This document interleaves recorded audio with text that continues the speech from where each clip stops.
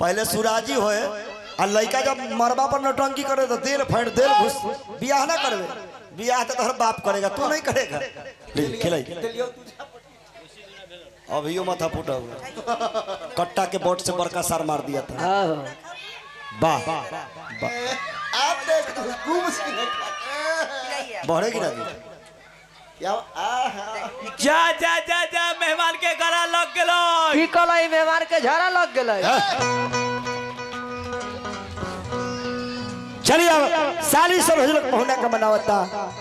ए हमर जूता के मौजा जी ए जूता का मौजा जी मत कहो जीजा जी कहो ए हमर ठेहुना जी ए ठेहुना जी मत कहो पहुना जी कहो ए हमर लोहमान जी ए लोहमान जी मत कहो मेहमान मेहमान मेहमान दूर कथी छिनार नियर हसै छी। अच्छा तू कैसे जानै छी जे मेहमान छिनार रहत हम आदमी देखिए के कह देली जे कौन कौन कटी सीता जी के कछु हिनका अथी कथी कहला तब सीता जी के करिया फाड़ के ऐसा देखो मेहमान तनका झुक जाइयो ना नहीं नौ कह तनको अहाँ के बुद्धिए ज्ञान ना तनका झुक जाइयो ना नहीं अच्छा कहला रुसलती कथी लेम हाथी लेबै ना घोड़ा लेम ना गधा ना गधा हां उले तीन कहेला पेटिया में पसेरी बनाबे हे रौरा कहियो ना सोझे चल लबै छी बिना मतलब क्या कह छी नहीं है ना मेहमान जी तनका झुक जाइयो ना बाप रे बाप करेजा पर चढ़ना जाए करेजा पर चढ़ मेहमान जी तनका झुक जाइयो ना हां ऐसे नहीं कीजिए नहीं तो मेहमान के खड़ा हो जाएगा कथी रोआ तनको लूरे ढंग जैसे बाकली तैसी भकलोल तू ये बताइए ऐसी मना जीजा जी मान जाइए माने हम बाकल हत आ तू तो महा बाकल हत हम तो आपको बताया था बतावे के मैंने हमरा माथा पर चढ़ना जो बतावे के जा घर से चाची हम गोर लगले कुछ न उल्लू तू बिना कह मतलब के पागल नियर करैत रहे नहीं नहीं नहीं तनका मुंह के कटिंग देखिए ना बुआ जी कुत्ता के बच्चा नियर मुंह अरे तोरा मेहमान झुकबाई की ना से बोलू ना खबरदार जो झुके का नाम लो तो कुत्ती हीरोइन के सामने झुकी हम मेहमान बोलोरो लेम ना स्कॉर्पियो ना फॉर्च्यूनर थार हां उले ला बोलू ना ले भाई ले लियो कथी लेम से बोलू ना कथी लेम बोलू ना अखनी हम अखनी अगर ना दे देली ना तो हम एक बाप के बेटी ना खाली यहाँ बोलू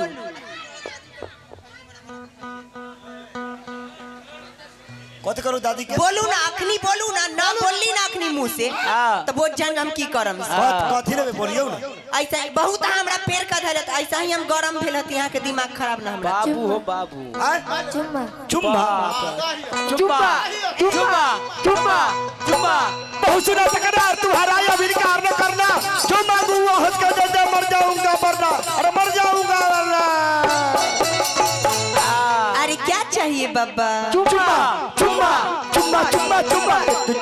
तू मुझको उधार दे दे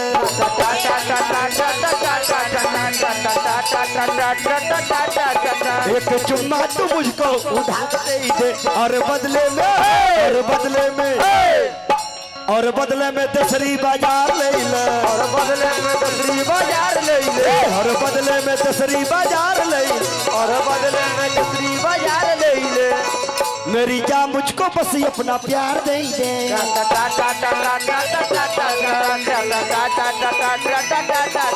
मेरी जान मुझको बस अपना प्यार दे दे और बदले में मारेंगे ना मारेंगे कि मुँह थुआ कर जाए एक के चाटी में तो करेगा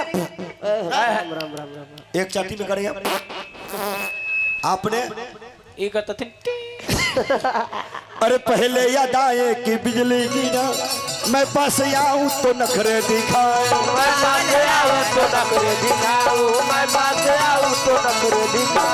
पहले याद आओ कि बिजली गिराऊं मैं पास आऊं तो नखरे दिखाए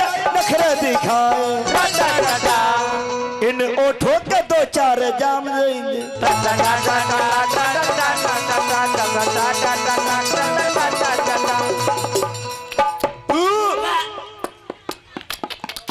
अरे अरे इन ओठों के दो चार जाम दे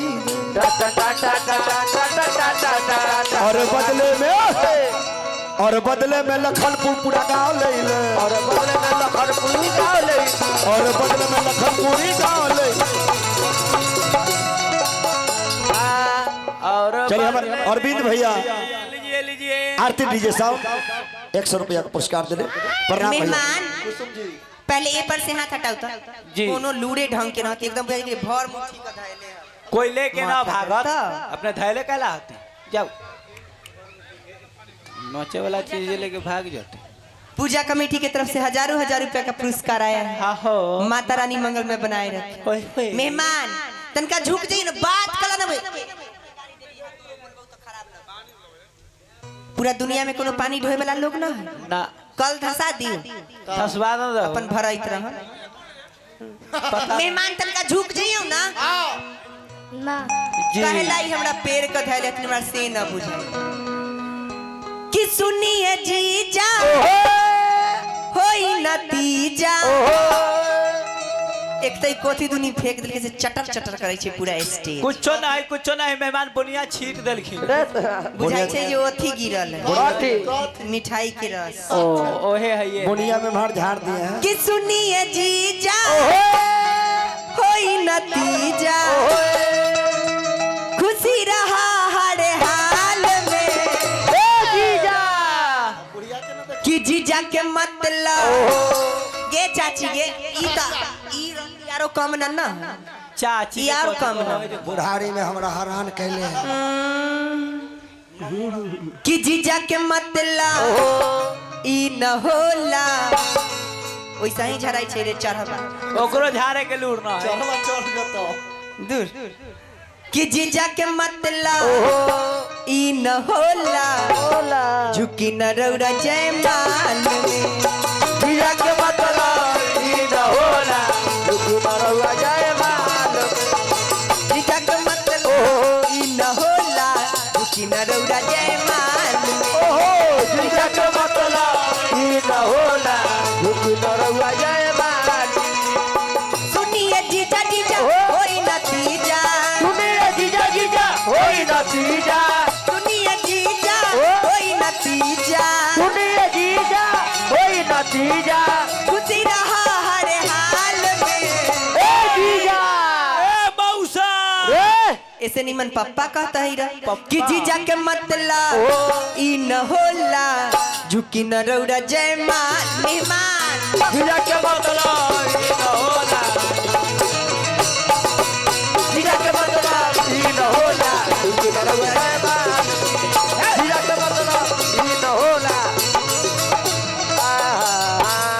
मेहमान तनका झुक जाइयो ना ओहो मेहमान के हेलमेट खुल जाता है दिमाग काम नहीं करता। माने मेहमान के गोर धक्का ना झुकैया मतलब गोर ई है कि गोर हिया आए गोर ऊपर है गे नजर आई जे तू कथी खोजत रही से कथी के नजर आई जे तू कथी खोजत रही से चैन खोज ना जे भी खोजत रहे मेहमान चिनौटीवल कन्ने रख ले आहा सारी लोग मनावता आप पहुना माने के नामे लेत नहीं कर दाजी ना ओ जे फिल्म राम लखन के धुन नगलवा वाह सीता मैया लक्ष्मण से कहते कि लक्ष्मण की हो लखन जी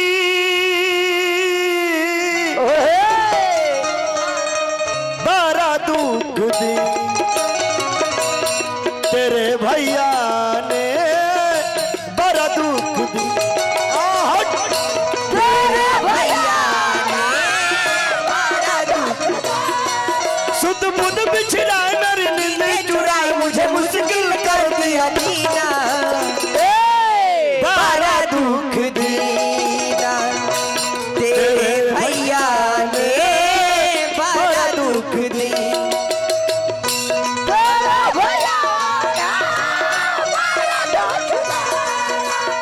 हिल लक्ष्मण वो दीपक है मैं ज्योति हूँ वो हंसता है मैं रोती हूँ। वो दीपक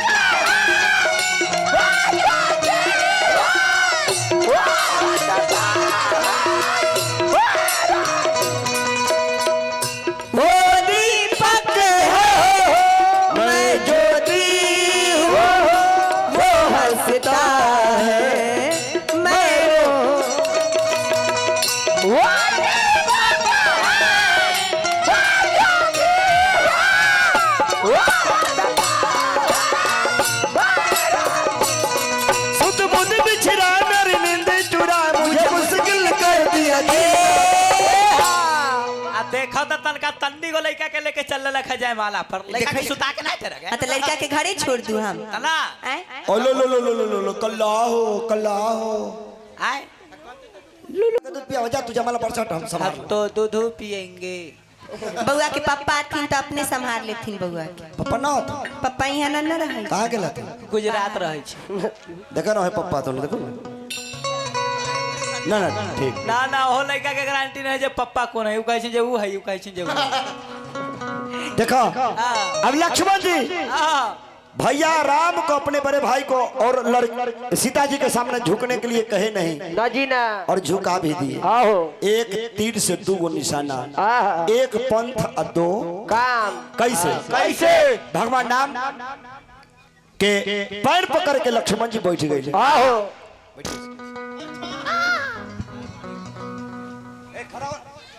मैडम बिना कहले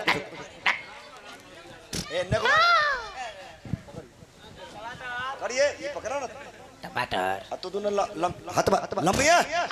अब इतने देर में मौका मिल गया से डाल डाल डाल डाल डाल डाल डाल डाल